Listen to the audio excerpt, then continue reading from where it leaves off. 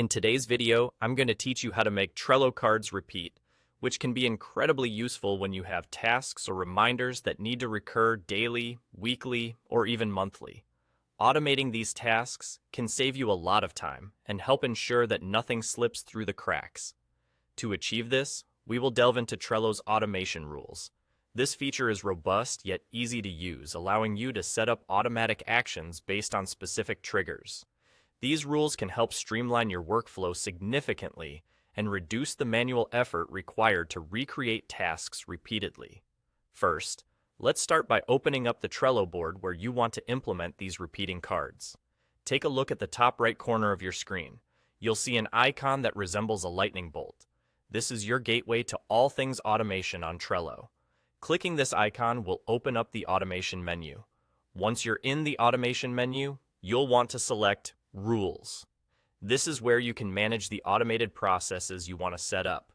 To create a repeating task, you'll need to focus on Scheduled Automations, found on the left panel. This section allows you to establish automations that are triggered at specific times or intervals, perfect for setting up repeating tasks. Next, click on Create Automation. This is where the fun begins. You'll start by adding a trigger. When you choose to add a trigger, you're essentially deciding when your automation will activate.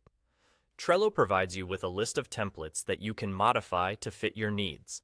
Options include triggers set to activate every day, every few days, every week, or even on specific days of the month, like the first day of the month or week. Carefully select the trigger that aligns with your task's recurrence pattern, and then click the plus button beside it to add this as your trigger. With the trigger in place, it's time to define the action. The action dictates what happens when your trigger conditions are met.